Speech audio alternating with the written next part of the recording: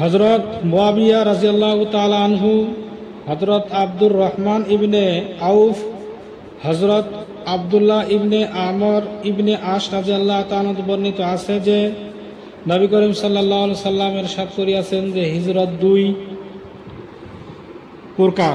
এক প্রকার হিজরত হইল অন্যায়কে পরিত্যাগ করা, দ্বিতীয় প্রকার হইল আল্লাহ তাআলা ও তাহার রাসূলের দিকে হিজরত করা, অর্থাৎ নিজের জিনিসপত্র ছাড়িয়া আল্লাহ তাআলা ও তাহার রাসূলের রাস্তায় হিজরত করা।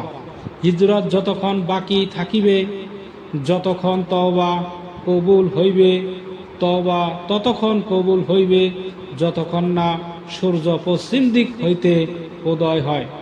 যখন পশ্চিম দিক হইতে সূর্য উদয় হইয়া যাইবে, তখন দিলে ঈমান বা কুফর যে অবস্থার উপর থাকিবে, উহার উপর লোহা লাগাইয়া দেওয়া হইবে, উহার উপর মোহর লাগাইয়া দেওয়া হইবে এবং লোকের বিগত সমলেই চিরস্থায়ী সফলতা ও ব্যর্থতার জন্য যথেষ্ট হইবে।